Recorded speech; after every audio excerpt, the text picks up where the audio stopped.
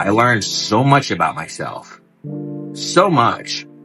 I sat in solitary confinement for a year and a half, and they told me, I'm going to do 28 years in prison. And if I cooperate with the U.S. government, maybe 12 years. 15 years, maybe. I refused to cooperate.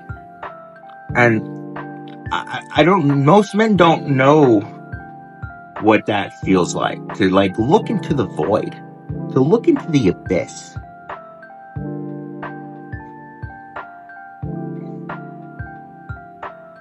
And accept it like your life is over. And you just like come to terms with that. And be at peace with it. That was like, to me, to be able to stare at the abyss like that. I'm not saying I wasn't scared, I was terrified. But to know I stood 10-toed, and I didn't bring another man down. To get out of my sentence, or my responsibility for my actions, which I do take full responsibility for. That is a source of comfort for me now, that I am a man that has that integrity to sit and say, although my life is over, I'm not going to throw somebody else under the bus in order to get out of the situation that I put myself in. I did this. It's so much easier when I can blame other people, but I couldn't. I did this.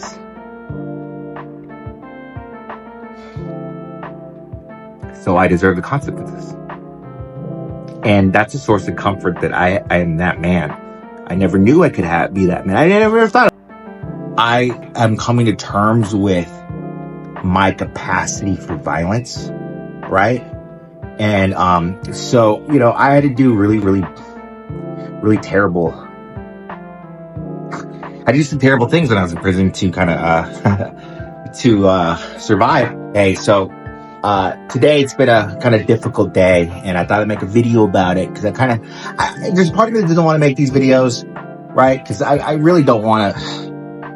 Like, this is about a very personal, private journey that I'm going on and have been on, and it's very deeply meaningful for me, and it's my journey, and it's only my journey. But at the same time, like, I think it's important for me to document these videos and for posterity. And also just like, I think people should know not only like the Jan 6ers and their transition back into society, but just generally what inmates feel when they get out. So, I'll go over a few things. Number one is the world has changed so much since I went in. I think it has. It seems so different, but so the same. And so I'm debating, not debating, but I guess the proper word is trying to figure out, is it me that's changed? Is it the world that's changed? Is it both? It's likely both. And it's very difficult because the world has definitely changed. People are way less authentic, and I see just there's something I can't quite put my finger on. Maybe you guys can help me with this, because if you haven't been in prison, maybe you can put a name to this, or was it COVID that did this to people? There's something different. Social media is now on steroids. And I used to, those of you guys that have been friends with me for years before I went to prison, I love social media. I love flexing on social media. It makes me sick now, to be honest with you. And I see like the society is such a sick society, and it's been that, but whoa, when I got out, I was like, we live in a very sick society. And, that's why the Andrew Tate phenomenon, I love his message. But one of the things I disagree with his message, and a lot of these like red pill community guys, is they, kind of blame, and Andrew Tate and the Tate brothers are the best out. I like them, but they're blaming women. It's like blame women for, for this like decay in culture. And I'm like, no, dude, It's us. We have let our women down in our society. Like, we have. Us as men. You can't blame the women. Like, yeah, they're doing this, but like, we are supposed to be the priesthood. We're supposed to be the priest of our family. We're supposed to have a direct line to God, and to be able to bless our woman with God and our families with God and have that connection. And like, it's like not there. We don't have men that are ready to lead our women. Our women are going astray. We're blaming them. Nah, dude, it's us, man. We need to change as men. And it really, it really troubles me when I see this shift blaming on women. It's like, and I hate to say it like this, but you know, women are supposed to be led by good men. And so when they do these things that like us men don't like, you know, you can't blame them. It's like, we're the leaders. We're supposed to be men of character and like wisdom and like strength. And the average guy out here is like playing FIFA and like, and they're not interested in growth and not interested in being a leader, not interested in having a closer connection to God. And so they can lead their family and lead themselves. And that's something, that's something very, like, it's a decay in our society, I suppose. It's just like, it's unacceptable decay. The other thing that has been really troubling me is, just I thought I was going to be a lot more productive, you know? And I had a legal prison cell phone, and I was pretty productive. I did some pretty cool things on that phone. You know, in fact, there's still videos I created that are running as ads right now. I see them all the time. Like, that's really cool. You know, I did that when I was in prison. And, you know, so what? I get out and it's like, I wrote half my book while I was in prison, designed it, and I'll let you know that the book will be coming out, should be, the first final draft should be done in about 2 months. And you guys, I'd love for you guys to read it. Anyway, but it hasn't been that easy for me. And I just, the third thing is like, you know, I am coming to terms with my capacity for violence, right? And so, you know, I had to do really terrible. I did some terrible things when I was in prison to kind of to survive. And I joined a prison gang, and I'm covered in prison tattoos now. Covered in them. I'm covered in gang tattoos. And you don't get gang tattoos unless you do what's called put in work. Put in work. And so they look cool, right? But they're not me. I'm not that dude. You know, I just, not like, you know, when I take off my shirt, I'm fully tatted up now. Cool, kind of, but I look at it and I'm like, I don't want to be that guy. Like, I'm not a violent dude, right? And it got me thinking, what is violence, right? And I realized there's like 2 different types of men. There's three different types. There's violent men, there's non-violent men, and there's harmless men. And like, I think most guys are pretty harmless. And I thought, I guess that's what I thought I always was. I thought I was just kind of like, not harmless, but a pacifist or whatever. I'm not a pacifist at all, evidently.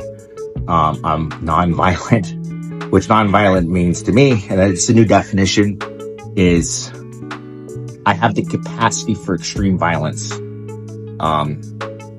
But I choose not to. And harmless is you're harmless. And this is something like, I don't want to identify as that guy. Like, I'm not, you know, a violent dude, but I am, right? I don't know. That's just bothered me because it's like, I think back, like, I'm not going to get into specifics, but I did some pretty fucked up stuff in prison. Like, just like situations like, I had to choose between me or somebody else, and I'm always going to choose me. It doesn't mean I'm not going to feel bad about it. And yeah, so yeah, I'm like covered in reminders of some of the violence and stuff that I had to do and endure and go through. And The only other thing is just like mentally, like how can I transition back and be mentally at my peak? And it's been kind of hard for me to find my footing, but I'm very blessed. And I'm surrounded by a group of people that I'm so blessed that they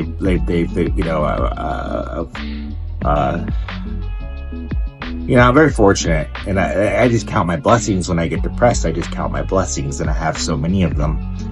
And so many of the Jan 6ers don't. And so many inmates, when they get out of prison, don't, man. You know?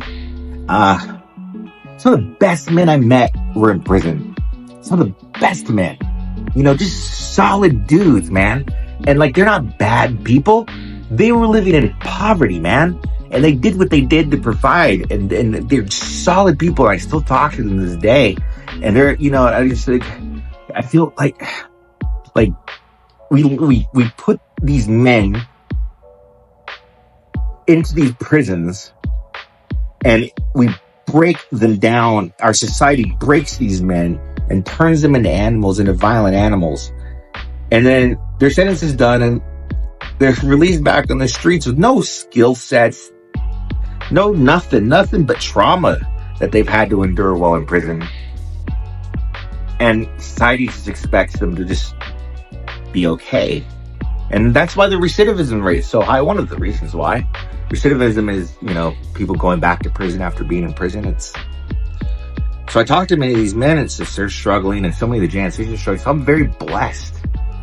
And I look at it from my vantage point, like, I am so blessed, yet, this has been such a difficult journey for me, getting back in society. I can't even imagine what it's like for these guys who they're not as blessed as me.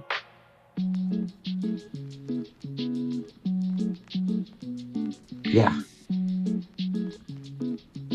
Anyway, cut the hair or keep it short. Or keep it long. Let me know in the comments. And, I'll keep doing these videos. I'm really into just radical honesty and just being honest with myself and honest with people.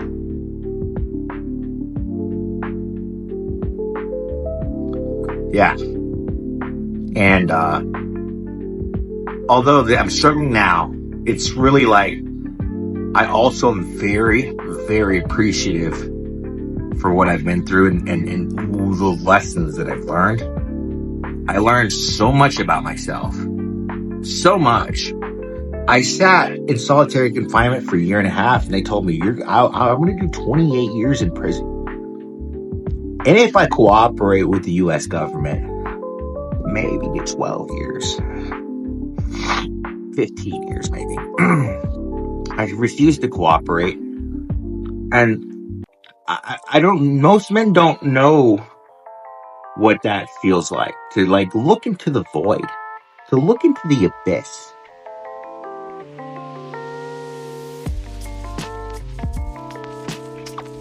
And accept it your life is over. And to just come to terms with that. And be at peace with it. That was to me, to be able to stare at the abyss like that. I'm not saying I wasn't scared, I was terrified. But to know I stood 10-toed and I didn't bring another man down. To get out of my sentence or my responsibility for my actions, which I do take full responsibility for. That is a source of comfort for me now, that I am a man that has that integrity to sit and say, although my life is over, I'm not going to throw somebody else under the bus in order to get out of the situation that I put myself in. I did this. It's so much easier when I can blame other people, but I couldn't. I did this.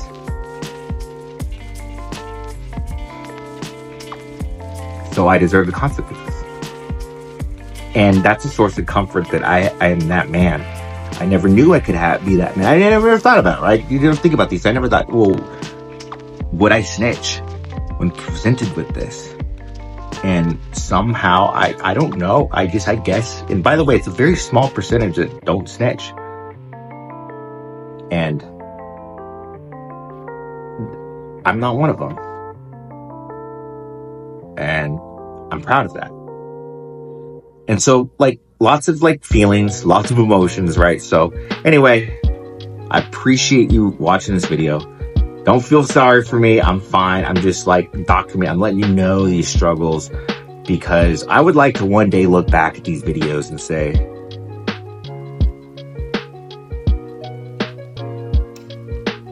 you did it, dude. We did it. And we got through it. And, my future self and me now, and we are better men for this, or I am a better man for having gone through that journey. And that's all any man can do when presented with a journey like this. And I think we all have our own individual struggles, and all we can do is walk with integrity and, just keep pushing, man. Just keep pushing. Anyway, later.